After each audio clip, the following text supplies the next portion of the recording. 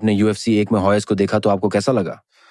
लोग बात कर रहे थे कि ये फाइट होने वाली है और इसमें रूल्स नहीं होंगे वगैरह वगैरह, और हम कह रहे थे ऐसा हो ही नहीं सकता, ये बकवास है। फिर हम उस रात बॉस्टन में किसी के घर पर UFC देखने पहुंच गए और वही हो रहा था, बहुत मजेदार था और एक्साइटिंग था।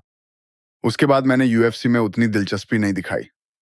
पहला इवेंट तो मैंने देखा था, लेकिन मैं बॉक्सिंग का बहुत बड़ा फैन था।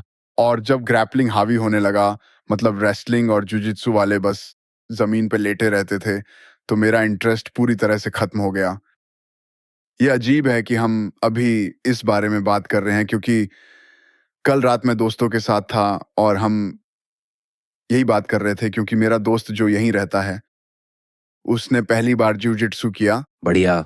कल ही, और वो तो बस क्या उसकी हालत खराब हो गई? पहली बार जुजित्सु करते हो तो होता ही है। हमारा पहला जुजित्सु लेसन मेरा, लोरेंजो और फ्रैंक का जॉन लुइस के साथ था, और मैंने सोचा था, हे भगवान, मैं यकीन नहीं कर पा रहा हूं कि मैं 28 साल का हूं और ये पहली बार है जब मैं ये एक्सपीरियंस कर रहा हूं कि कोई इंसान मेरे साथ जमीन पे ऐसा कर सकता है।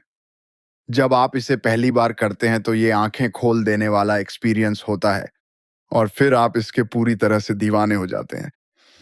और हम हफ्ते में 3-4 दिन ट्रेनिंग कर रहे थे, एक दूसरे को हराने की पूरी कोशिश कर रहे थे, मैं और फेर्टिटस, और हमें इस स्पोर्ट से प्यार हो गया। मुझे लगता है कि जब आप पहली बार जिu-जिट्सु करते हैं तो ये द मैट्रिक्स की रेड पिल और ब्लू पिल जैसा होता है। क्या उसी दुनिया में जीना चाहते हैं जिसमें रहते हैं, या देखना चाहते हैं कि असली दुनिया कैसी दिखती है? ये असल रेड पिल है। ये सच में है। आपको एहसास होता है, अरे यार, मैं तो खुद को बहुत ताकतवर समझता था और आप असल में कुछ नहीं होते। कोई और इंसान आपको पूरी तरह से हरा देता है, तब आपको एहसास होता है। मतलब पूरी तरह से हरा देता है, मतलब वो आपके साथ ऐसे पेश आता है जैसे आप बच्चे हों। और फिर हमें उस समय बहुत सारे अलग अलग लोगों के साथ समय बिताने का मौका मिला, ठीक है, और हमारे संबंध अब बिल्कुल भी अच्छे नहीं हैं। लेकिन मैं आपको बता दूं, फ्रैंक शेमरॉक एक दिन आया और फ्रैंक शेमरॉक ने मुझे साइड कंट्रोल में ले लिया। उसने मेरे सीने पर इतना जोरदार दबाव डाला कि मुझे टैप करना पड़ा। ऐसा लगा जैसे मेरे सीने पर कोई गाड़ी चढ़ गई हो, और उसने बिना किसी एफर्ट के ये बिल्कुल आसानी से कर दिया। और जब आप किसी ऐसे व्यक्ति के साथ ट्रेन करते हैं जो इतने हाई लेवल पर है और आप नहीं हैं, तो ये बहुत ही हम्बलिंग और अद्भुत एक्सपीरियंस होता है, खासकर एक आदमी के लिए, बल्कि एक इंसान के लिए। ऐसे ही पूछ रहा हूं, आपको याद है आपका फेवरेट सबमिशन मूव कौन सा था? हाँ, जब हमने जूजित्सु शुरू किया था ना, तो शुरू में मेरा गिलोटिन चौक काफी सॉलिड था। मैं बहुतों को गिलोटिन में फंसा लेता था। तो आपको नीचे रहने में प्रॉब्लम नहीं थी? मतलब आपका गार्ड अच्छा था? हाँ, मुझे नीचे रहने में कोई दिक्कत नहीं थी, मैं वहां कंफर्टेबल था। पता है, मुझे घी कभी पसंद नहीं आया। हमने शुरू में घी के साथ थोड़ा एक्सपेरिमेंट किया था, और जब मैंने घी उतार दिया तो मुझे लगा जैसे मेरे पास कोई सबमिशंस ही नहीं है, क्योंकि मैं कुछ भी पकड़ नहीं सकता था। तो उसके बाद मैंने घी पहना ही नहीं, मैंने उसे पहनना ही छोड़ दिया। ये दिलचस्प है क्योंकि नोगी अब बड़ा नाम हो गया है और इसमें बहुत सारे इंटरेस्टिंग लोग हैं। मैंने गॉर्डन रायन के साथ ट्रेन किया है और वो लेवल बहुत ही फैसिनेटिंग है। ये एक तरह से साइंस बन गया है और अब जाकर ये दिखने में फाइटिंग जैसा लगता है। घी के साथ ऐसा नहीं लगता कि फाइट हो रही है। हाँ, और मुझे लगता है कि नोगी वाली चीजें रियल एमएमए फाइटिंग में काम आती हैं। या स्ट्रीट फाइट में। Street fight. हाँ, मेरा मतलब, अगर आप अपने पहले साल में घी पहने हुए ट्रेन करते हैं, तो आपको उम्मीद करनी चाहिए कि अगर स्ट्रीट में कुछ होता है तो दूसरे बंदे ने जैकेट पहनी हो, वरना मुझे पता है कि सारे जूजित्सु वाले इस बात पर पागल हो जाएंगे, लेकिन मेरी राय में नोगी घी से बहुत बेहतर है।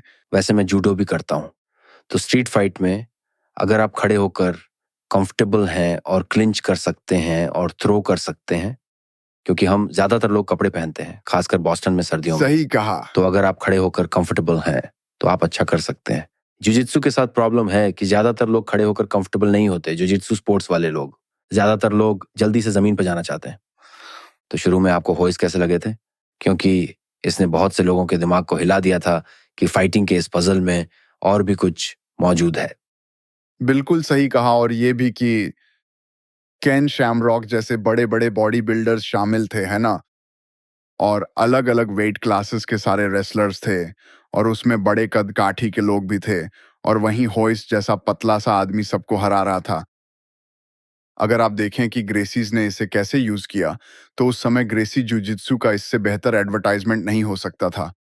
लेकिन जैसे एमएमए के लिए भी, क्योंकि इसमें बहुत सारे सरप्राइजिंग एलिमेंट्स हैं। बहुत से लोगों की प्रिडिक्शन गलत थी। उन्हें नहीं लगा था कि पतला लड़का जीतेगा। फिर उन्हें एहसास हुआ कि इसमें गहराई भी है। जुजित्सु की सबसे खूबसूरत बात क्या है? ये ऐसा है जैसे आप अपनी बेटी को मार्शल आर्ट सिखाना चाहते हैं, तो आप सोचते हैं क्या अपनी बेटी को कराटे में डालना चाहिए या इसमें? आप अपनी बेटी को 100% जिu-जित्सु में डालें, क्योंकि इसमें साइज या स्ट्रेंथ नहीं, टेक्निक मैटर करती है। और आप अपनी बेटी को खूब सारा जिu-जित्सु और थोड़ा सा मुआय थाई सिखाएं, है ना? वो खतरनाक हो जाएगी। ये परफेक्ट कॉम्बिनेशन है, हाँ, क्योंकि आप अपने बेटे को किसी भी मार्शल आर्ट में डाल सकते हैं। लड़के लड़ना सीख ही जाते हैं और वो कुछ भी कर लेंगे, लेकिन लड़कियां अलग होती हैं। और दूसरी बात, ये औरतों के लिए जिu-जित्सु का सबसे बड़ा सेलिंग पॉइंट है। मतलब कोई भी औरत, चाहे कितनी भी बड़ी हो या छोटी, किसी भी आदमी को 3.5 सेकंड में बेहोश कर सकती है।